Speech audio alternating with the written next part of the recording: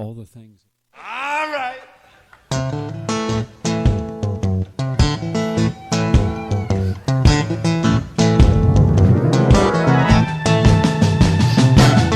You might slip, you might slide, you might stumble and fall by the roadside, but don't you ever let nobody drag your spirit down. Yeah, we're walking up to heaven, my brother. Don't let nobody turn you around. Walk with the rich, walk with the poor. Learn from each other. That's what love is for. Don't you let nobody drag your spirit down. Drag your spirit down. Nobody drag your spirit down. Lord, walk on up to heaven. Don't let nobody tear your spirit down. Nobody drag your spirit down. Let nobody drag your spirit down. Don't you let nobody drag your spirit down. Don't you let nobody drag your spirit down. Don't you let nobody drag your spirit down. Can I say it? Let nobody drag your spirit down. Some say yes. Some say yes. Some say no. Some like to wait. See which way the wind blows. Don't let nobody drag your spirit down. Let nobody drag your spirit down. Keep on walking up to heaven. Let nobody drag your spirit down. That's Eric Bibb, the son of the great Leon Bibb, who was a folk singer, actor, and activist and Broadway performer, and the godson of Paul Robeson. He continues the tradition with his acting and his singing and his activism. This is titled, Don't Ever Let Nobody Drag Your Spirit Down. That's from his 2006 album, Livin', Lovin', and Doin'. This is Leid Stories. I'm Utrice Leid. It is Friday, people. It is Free Your Mind Friday, which means we expect some heavy stuff to be happening here, especially in light of the week we've just come through, with all kinds of craziness going on in the White House, in Congress, and all over the place. So let's draw on these issues and events and, express your opinions about them. What are you feeling about where we are right now as a country? What are you thinking about the revelations so far? Where will they take us? That's the question. What's next for you and me and the rest of the country?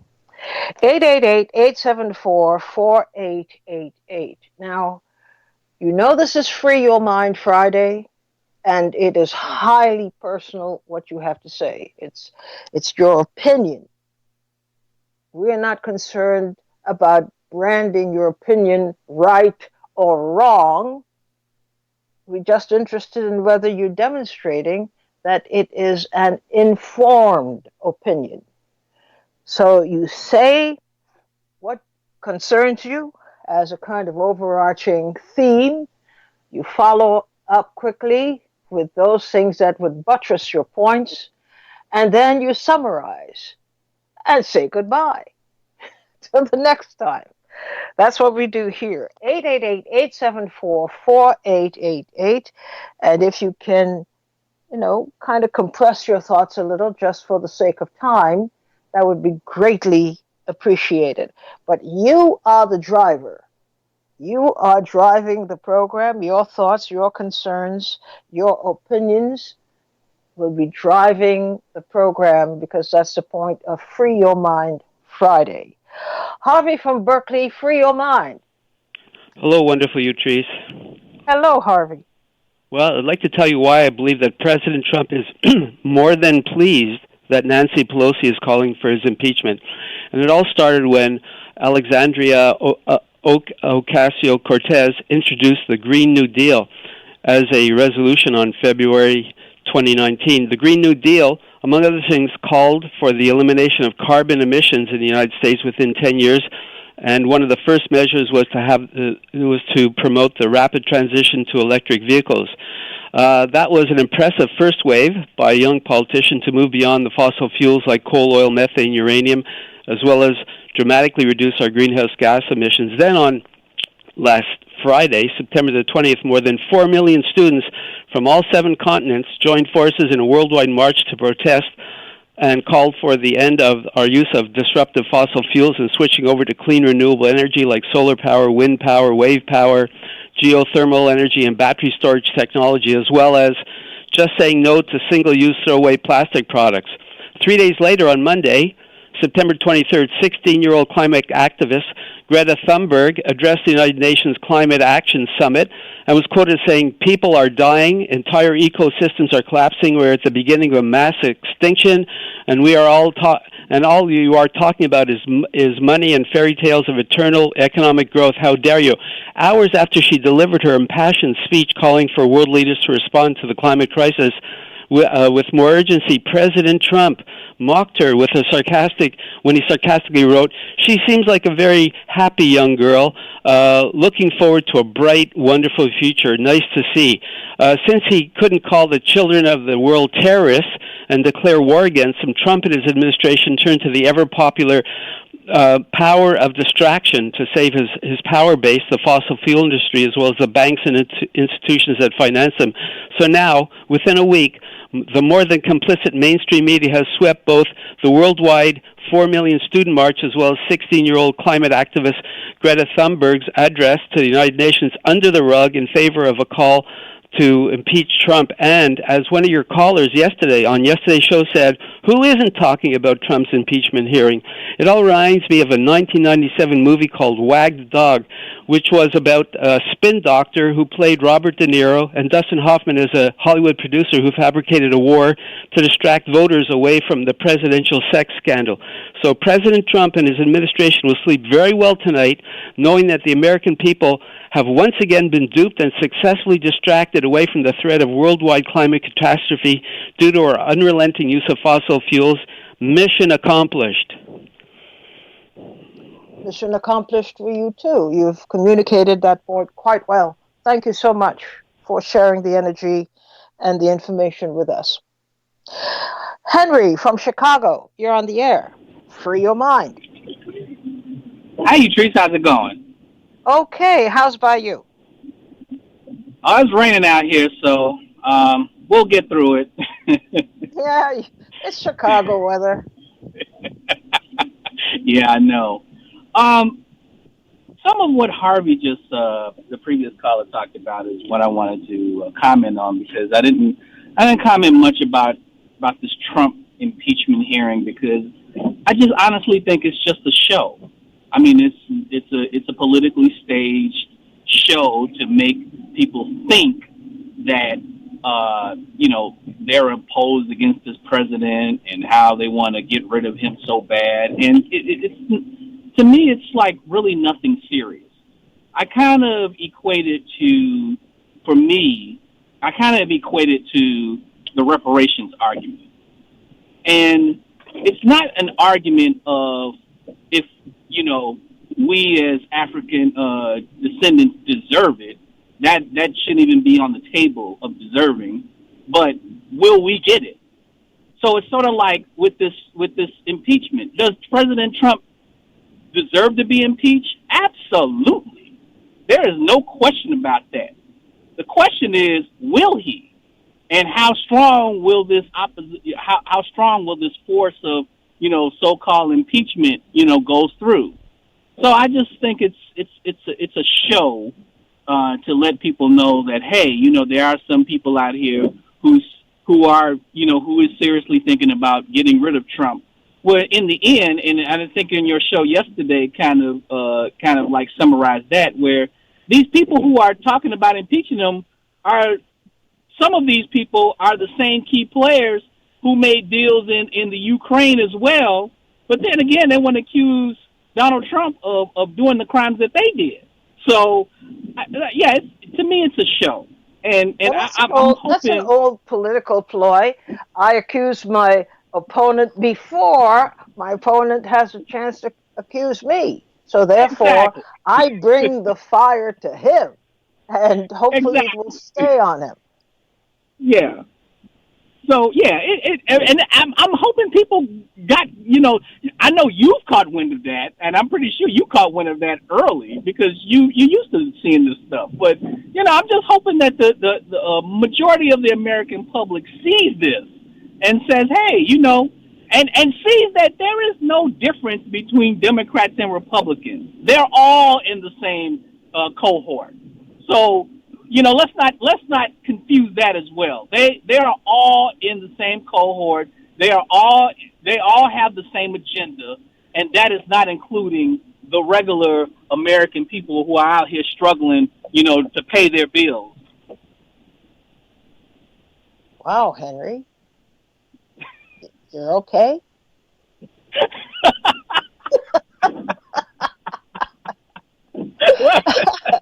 I like it. I like the fire in your belly today. That's good. That's very, very good. So you're not banking on any great outcome here? Why is it that I feel a little bit differently? I think this time people have had it, and they're disgusted and they want something to happen. If Donald Trump happens to not fulfill his entire term, I would be surprised. I would be heavily surprised. I would actually be surprised if he doesn't get reelected. That is a very real possibility. And that's really what they're concentrating on right now, which is how do you turn what is obviously a very tall mountain to climb? How do you turn that to Trump's advantage? So there'll be a lot of proselytizing going on. There'll be a lot of propaganda. There'll be all kinds of ways to distract our attention. And of course, we are on the doorstep of a presidential election. So it's a lot that's going to go on in the way of, you use the word distraction. That's what's going to happen. Mm-hmm. We will be sick of it. Yeah. But that doesn't mean it won't happen. We're going to be deluged with distraction. Yeah. Well, that's all I have right now. Have a great Okay. weekend. I'll take it. Thank you, Henry. Thanks so much for calling in. Moki from Connecticut, you're on the air. Hello. Hello. Sorry, I had to leave for a second. Okay, instead of berating Harvey from Berkeley for not mentioning what I'm trying to get across to him and everyone else concerning hydrogen, gas, not liquid, instead of that, I got to free my mind from something else. People were, smiling at me and thinking I was pretty nutty for talking about the pedophilia, which is such a critical part of the operations of the elite, who will keep the pipeline going no matter what occurs politically. What I'm trying to say here is, it's all coming out now about the pedophilia. It's nipping at the heels of the royal family, the House of Windsor. I think they're probably going to let World War III begin just to avoid the embarrassment, which is, it's all coming out now. So I'm going to make a prediction that if World War III isn't begun, just to cover over and hide the shame, well, I should say they don't have any shame, to hide the embarrassment, because sociopaths are very invested in their social image. I won't give you an example. Could you give us a little background here as to how pedophilia ends up being the center of your discussion? I think that all the revelations that are coming out and will come out, continue to come out concerning the late Jeffrey Epstein, and it even came out in the British newspapers just one time that 40 ministers of parliament were named in a pedophilia ring in England, but then you didn't hear anything about that afterwards. So all I'm really saying, Utrice, to you and the other listeners is my information has been and is being vetted concerning the connections between pedophilia and CEOs of major companies and heads of state. What I'm going to tell you now is what's going to come out if they let it happen. They don't start World War III first. Is the connection between the elite and satanic ritual murder, which is occurring in church basements all over the country and all over the world. Now, how did you get up to satanic ritual murder? To me, it's just a dot that's going to be connected very nearly in the future. But I really feel that... You have any evidence? I can't say I do. This is all conjecture based on don't introduce things you can't back up. You see, this is the one thing we want to prevent. You could express an opinion very strongly, as a matter of fact, but you got to back it up. If you can't, don't mention it. I understand. I'm just stating an opinion. And it's just something I want the listeners to have hanging there when the facts do start coming out, unless they start World War III first. But I think they'd rather go down in flames and take the whole world with them than suffer the humiliation of being out. Well, thank you so much for calling in today and contributing. We go next to New York. Jay, you're on the air. Hello, Utrice. How are you doing? I hope. Okay. How are you? Good. Very good. Situation impeachment. Okay. Now they're impeaching. I'm getting on my end some interference with your line. Is it on my end or is it on your end? I don't know. It's going in and out and sounds really scratchy. Do you hear me now? Yes. You hear me now? Uh-oh, it's going back to the same thing. You're dropping in and out.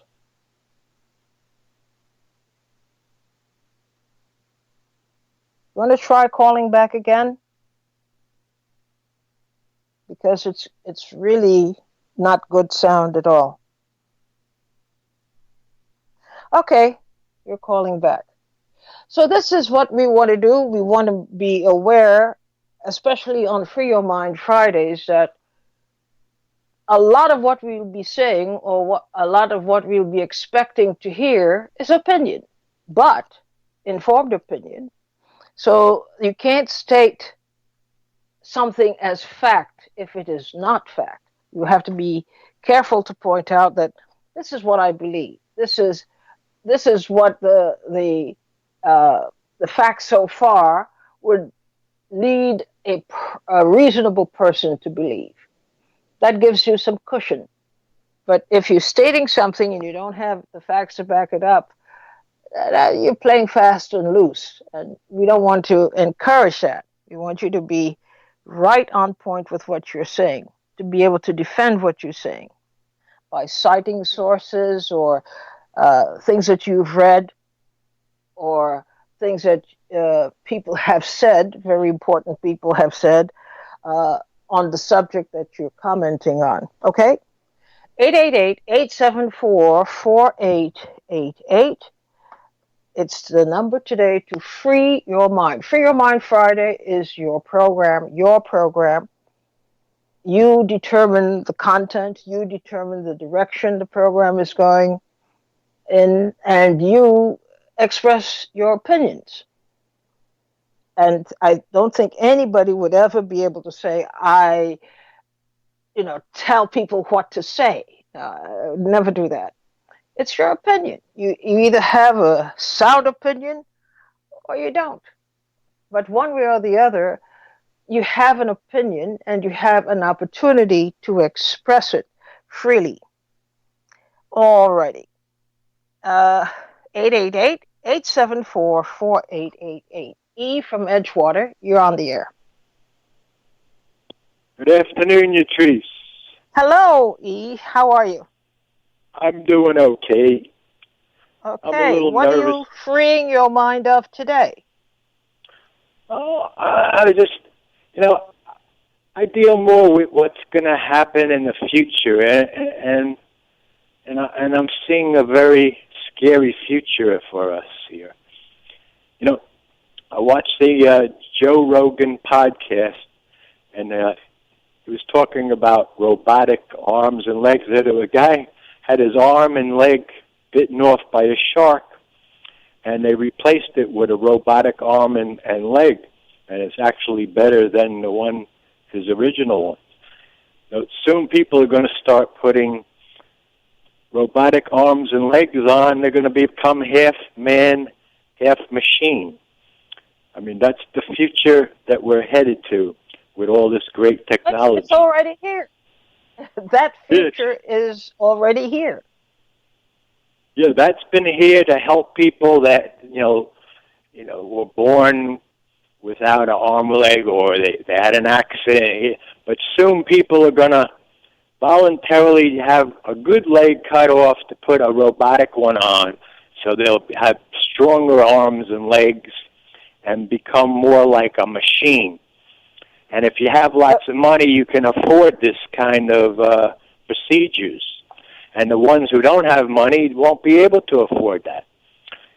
So it's definitely going to increase the lifespan of people.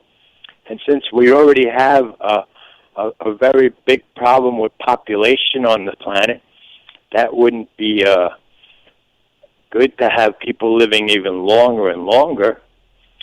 So something's going to happen that's wouldn't be too good for people that don't have lots of money, I guess, is the way to say it. Well, what do you see as a danger of robotics? Why do you fear the advent of robotics?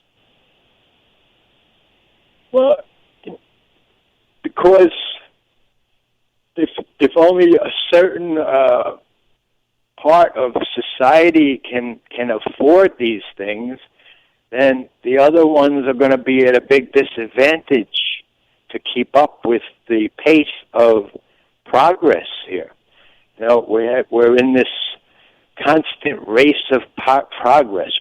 I think we all need to go back to the way the Native Americans were living in teepees and enjoy life, and just be satisfied that you're alive and you can live your life and be healthy and breathe fresh air and get rid of all of this nonsense. But that is not going to happen. So, I'm living in a fantasy world, I guess, when I think about that. But, that's what's the problem with technology and progress. It's just we're going forward, but we're really going backwards, and it's not benefiting society to be in this situation. But what exactly is the problem that you're having with the advancement of science, as in robotics? What exactly is it that you are expressing a fear about?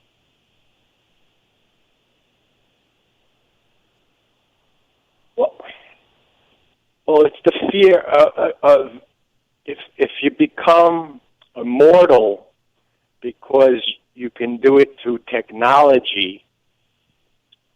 I don't think that was really the plan of creation. To create, to make fake arms and legs and everything else. I don't know if they'll probably be able to make a whole body, and then you just put the head on the body, and then you're just basically a robot with a human head on it. I mean, I don't have enough information. Did you feel this on all way of it. about heart transplants? Heart transplants, right? Now that I'm sure they can come up with a heart that you don't need a real heart anymore. You just have a Right, there's that. But there are people who, as they died, or as they're expected to die, made arrangements for their hearts to be recycled. And there were people who were expressing pretty much the same views as you have, that this is just not right. God made you, He made you with everything, and if you have to go, you got to go with everything. And if people could use your heart, well, that's tough. But God didn't mean, if God meant them to live longer, He would have made them with better hearts.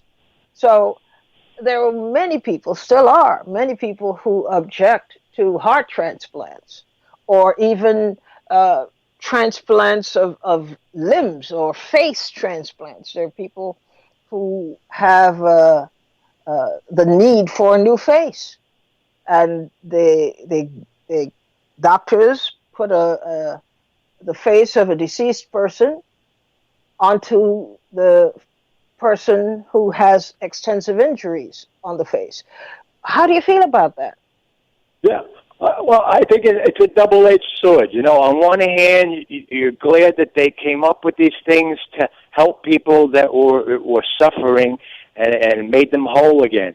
And then on the other hand, if we're advancing so far that people will become like machines, then we won't be human anymore. We'll just be machines, and it's just it's like such a science fiction. It used to be just a science fiction thing, and now it's coming to reality. It's hitting us right in the face now. It's just I guess the point is, if it comes down to money, if you got money, then you can get these things done. Stem cells, instead of getting a knee replacement, they're doing stem cells, but you have to go to another country, and it costs $20,000, $50,000, whatever. It's only for the people that can afford it, if you can afford, and that's how we're basing everything in society now, is money talks and everything else just walks. And that's what I have against it, is that we're all supposed to help each other, and we're supposed to live as one, and it's not going to be possible if these things keep going in this direction. Now you're talking about a fairy tale. It would be great if people could live together and as one. It's not going to happen. Right. All right. So so you deal with what you got. You deal with the real world. Right. Deal with the real world, and I don't know. I guess it's all opinionated decisions and things like these. I mean, that's just my opinion on it. I get it. I would rather we go back to the old times and stop polluting the world, and we go back to the old times. Who wants to go back to the old times? Me, I do. People in the old times also wanted to go back to the old times. Yesterday, I listened to a video. Oscar Peterson, Jam Blues, incredible. Now I sat there and I enjoyed that for 10 minutes, and that made my day. And I'm happy with that. Like you said, you get a lukewarm shower now and then. Why do we need so much, you trees? Why can't people understand? You're asking questions I can't answer, and you can't answer. All we can do is make the best of what we have. Make the best of what we have, and if we are tinkering with anything, let's tinker with things for the better, to make things better, not worse. But it was a good idea listening to Oscar Peterson, great piano player. Thanks for your call today. David from Brooklyn, you're on the air. Yes, good afternoon, you trees. Yesterday I had an appointment and I wasn't able to listen live. but I did go to the archives, and I was pleasantly surprised because people were talking about things that I wanted to talk about. You know, when I think of this whole controversy about Trump and his telephone call, I think of what has happened. To me, it's like a group of rats in a sewer somewhere, and they have the alpha rat, and they say to alpha rat, oh yes, you're dirty, and that's the way I look at this. To me, what Trump supposedly did in calling to one of the people over there in the Ukraine, I guess the president. I wonder if that the president, one of them they put in, because we have to not forget that Obama and Hillary Clinton got rid of the old president, put in a new one. So, what we are thinking about when we talk about Ukraine is essentially the same thing that the author John Perkins wrote about in Confessions of Economic Hitman. The people in this country in power go all over the world and tell so-called leaders in these other countries what they want and what will happen if you don't do what they say. He talked about it as having the jackals sent to you, make you a visit. So you're either going to be a very rich person along with your family, or you're going to meet up with the jackals. So, to me, that's the same thing that perhaps President Trump was saying to the president of the Ukraine. Also, as I think about this whole situation, to me, I can't think of a president in the recent past that shouldn't have been impeached.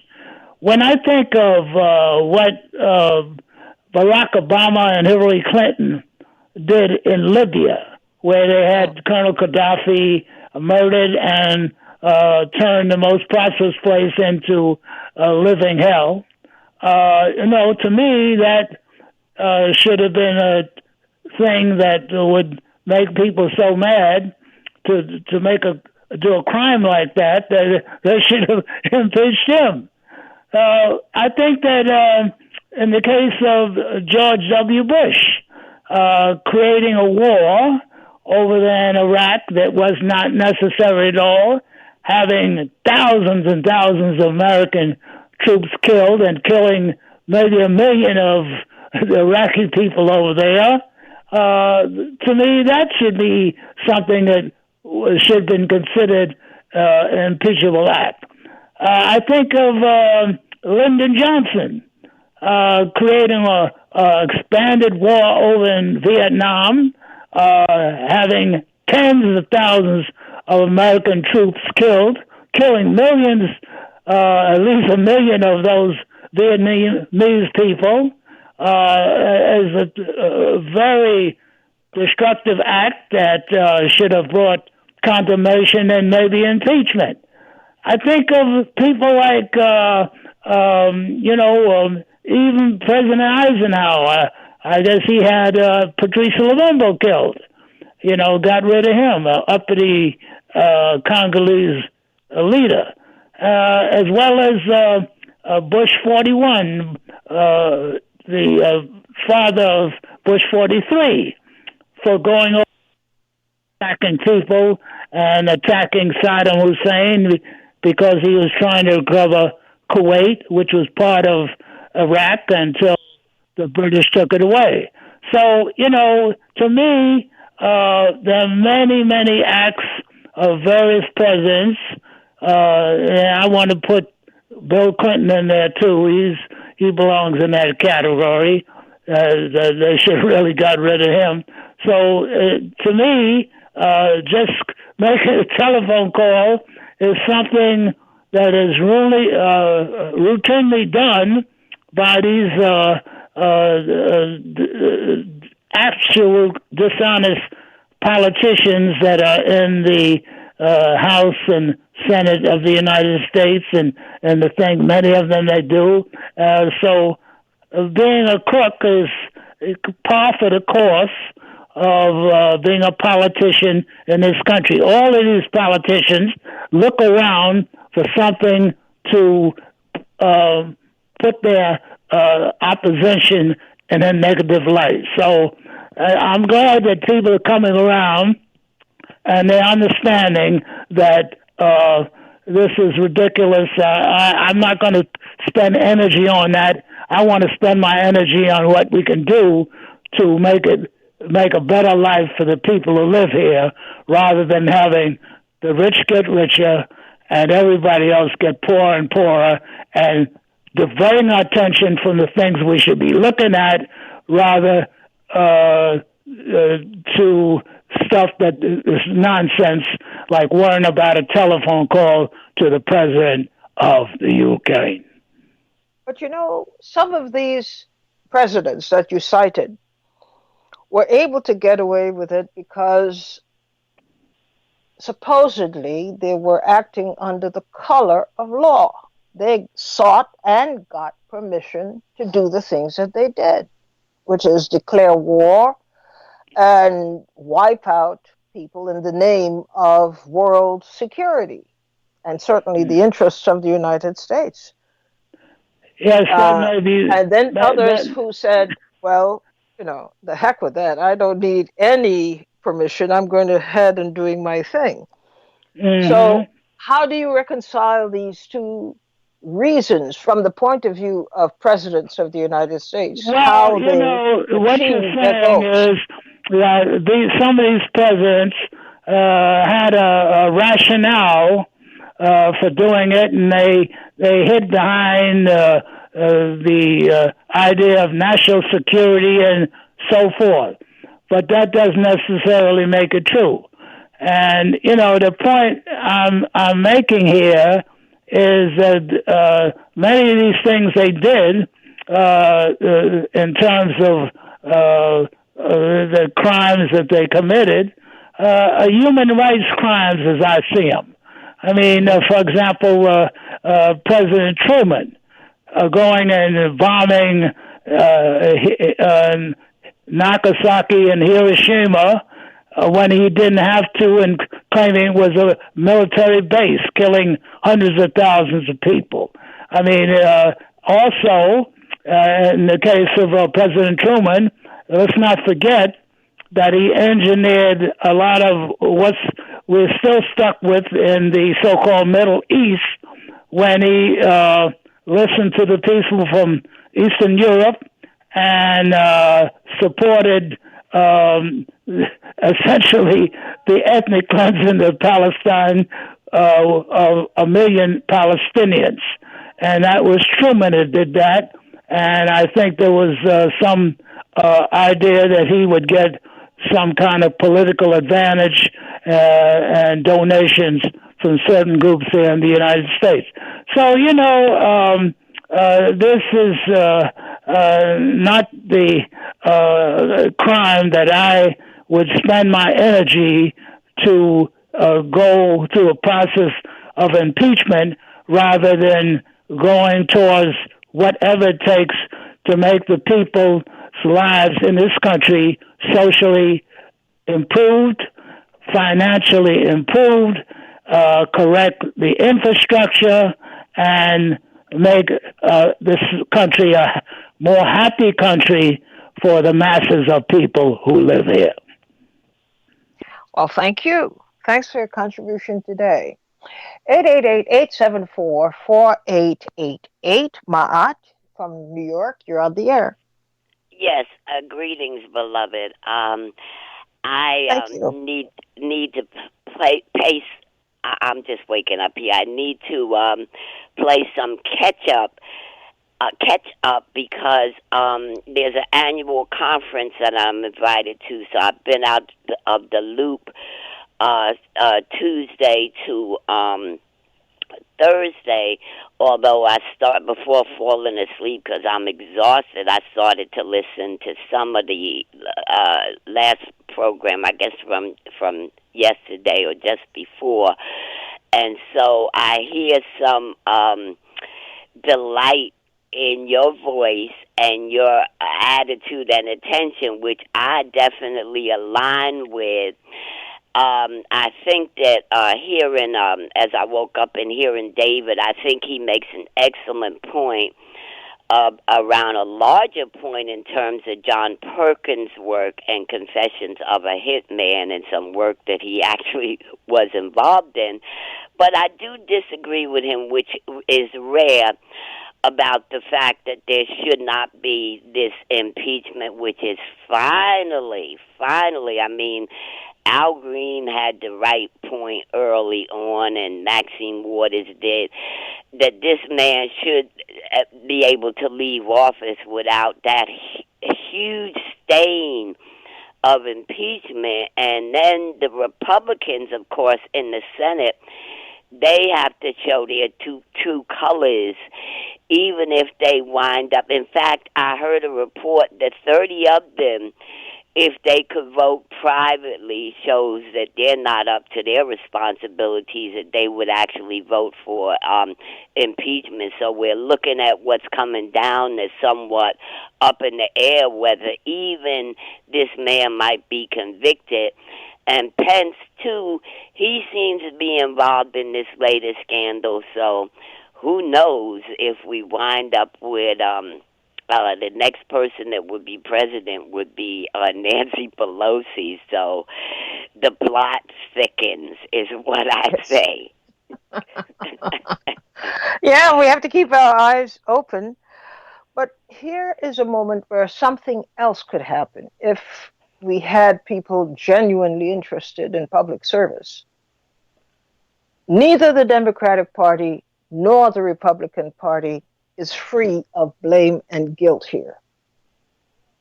And this would be a good time for well-meaning public servants to redefine what public service is and to hold to a standard and to insist that the standard, not the person, the standard is what should prevail. When you have people pretending in an argument like we see now, based on the old bipartisan quarrels of who's right and who's wrong, is it going to be a Democrat, is it going to be a Republican? The fact is they're pretty much in the same boat. Here. In fact, we need to have a recommitment, it seems to me, a redefinition of standards, and a recommitment to them. Absolutely. People feel a sense of loss about what we have as leaders. There's great grief about it. This is our leader. Donald Trump is a leader. You're seeing now, we're not even seeing the full picture yet, because I think we'll all run into the sea and drown. And you know, from coming back on the bus from a remote part of the Catskills, where if we wanted to listen to you on the phone, it wouldn't even be possible. But one point that I made is the tragedy of the Democrats, because Trump was almost inevitable, because I made the point that Hillary would represent, her attempted coronation, thought to be a done deal, was putting a dynasty back in place, which people had seen enough of on a conscious or even a unconscious level in terms of what the Bushes represented. You know, as waylaid as the Founder Fathers might have been in certain aspects, especially holding people, us, as prisoners of war, I don't think they intended that a dynasty would be put in place, not to mention someone who referred to black people as super predators and got six figures, as she hid what she said before Wall Street players, who needs to pay some tax right in New York City and provide affordable housing to people. Well, this is the point at which these kinds of questions ought to be raised nationally. What is it that we want from leaders? And how do we become very exacting when it comes to their wrongdoings? We should be very exacting about that. And there's a certain kind of mourning people are going through when they become more and more familiar with the lousy things that these people do routinely every day and get away with it. And they make so much money and they establish dynasties because the Clintons are in the process of establishing the legacy to Chelsea. So this is both sides doing the same thing. The Cuomos, it's Mario Cuomo and the Chris sons. Cuomo and his both sidesism on his program, which I don't watch very often. But it's all over the place. Who in their right mind would feel comfortable that there isn't just Trump? There are the Trump sons and the young empress in training. Who would be comfortable with that as leadership? It doesn't happen. It hasn't happened in recent years, but I mean, it hasn't happened before recent years. But I mean, this is what we're supposed to understand. The White House is a family business. Yeah, and that's the direction before these recent developments that they was going about, crowning them as the next set of leaders, which is just a head shaker. Thanks, Rod, for calling in today. Todd from California, you're on the air. Hello, is that Todd from Los Angeles? Yes, you're on the air. Yes, hi. Hi, Utrice. How are you doing? I wanted to... good. How are you? Okay, hanging in. I wanted to follow up with the guy who called earlier today. He spoke about satanic ritual, and you asked him if he had any evidence or proof for that. I've been following this for several years now, and as sad and as horrible as it sounds, there really is a lot of evidence out there. There are people who have survived and actually talk about their experiences and put it in book form as well. And it's very easy to find on the internet if people do some searches. So as the last few minutes while I was waiting to talk with you, I went on the website and found some of the places where they can find the proof, the actual people who were satanically, ritually abused and or witnessed these events. They can hear and see these people talking about it from their own words, and it's horrible, but it's there. So, but here's the thing I have with that: there's no way to verify what they say. There's no way to verify who they are. And as far as I'm concerned, there is a problem with the veracity. They present, everybody is on the internet talking one thing or the other. There is no examination of what they have put up for the public to see and hear. So there's no independent force basically verifying things. And that is the problem I have with it. Because in a I fast see. and loose world, when you're dealing with very, very serious matters, and people just think, well, here's Bob, and here's what he has to say. Here's Mary, here's what she has to say. We don't know who these people are. We don't know what the, uh, the veracity is. What to what degree are they truthful? What is the evidence? Is it documented? What have they done with this information except put it up? That's not good enough Okay. for me. Okay. Let me give you a little something else then, which has been documented. One of By whom? those is by the powers, the federal governments of these countries. These are documented criminal events. They've been in front of juries. So these are documented in the courts and in the governments of these countries that I'm about to tell you about. One of those is called the Dutroux affair in Belgium. D as in dog, U T R O U. Don't act as their PR person right now. Instead, let's get to the basics here. What is the point? What point are people? What points are people making about? Is it about Satanism? Is it about the legal process? What is it? It's about a syndicate of people around the world in very high level positions that Yeah.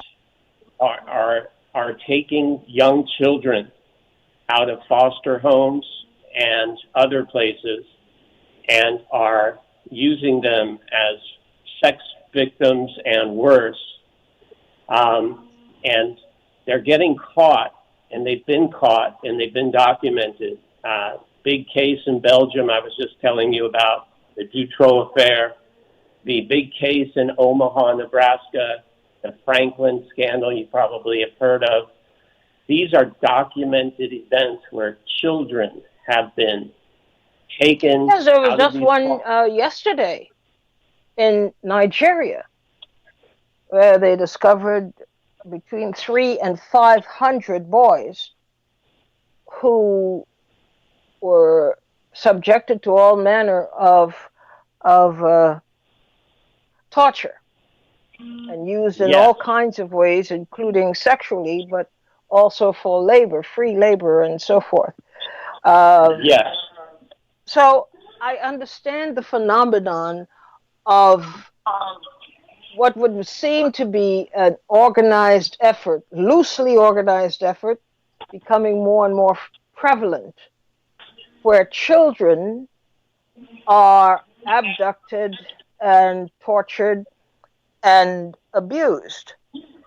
But I'm trying to get from you, because you seem to be hinting at a global organization as opposed to uh, individual acts of insanity directed at children. Yes, that's what I'm getting at. These are the people that get caught and are blamed and are thrown in jail are puppets. They're frontmen. They're the what are they called? They're the guy who was charged with killing JFK. He said he was a pawn, or I can't remember the exact words, but these are the front people that are set up for these very powerful groups behind the scenes that are doing this ritualistically for hundreds of years. It's not that it's happening more now. It's just because of the technology available, it's becoming more available. The information is becoming more available to people. It's been going on for decades. This is not new. That's what I'm trying to say. And as it becomes more available, the Jeffrey Epstein thing, the royal family prince, this is not new. It's just now more available. And so that's the point I think the previous caller was trying to make. And that's what's going on. These secret societies, I know it sounds conspiratorial, but this needs to be taken more seriously. Why would we have two presidential candidates from a secret society in Yale as the only two choices for a president of a country of 300 million people, and they're not willing to talk about anything that they did or went on in that? See, well, this is where you lose me, because now we get into broad accusations. Okay, we've heard about the Yale Society with the specifically with the the name left me for a minute. Skull and Bones. The Skull and Bones Society. We get all these conspiracy theories, and that is, to me, a very great danger. When people start adding on dimensions that may or may not be linked, but they link them, and then it grows and grows and grows until you have a mega-sized conspiracy to present situations that, in fact, do not exist. They don't exist. People want them to exist. People make them exist. The Skull and Bones Society, I think we can see, insofar as it existed as a secret society, okay, but are you suggesting that the Skull and Bones Society is part of a global conspiracy to satanic conspiracy? Is that what you're suggesting? I'm not saying that all the people in there are Satanists. I'm not saying that.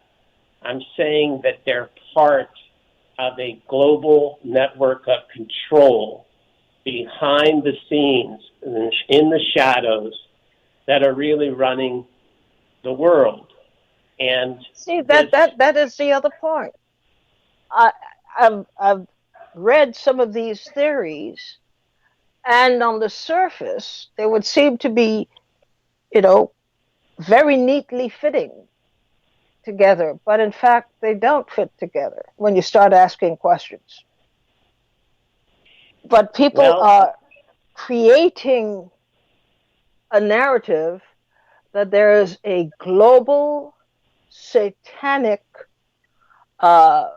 program that is at work, involved in all kinds of things in order to achieve global dominance and to maintain global dominance. And I don't believe that. Well, time to go. Happy things are great again. Walk with the rich, walk with the poor. Learn from each other. That's what love is for. Don't you let nobody drag you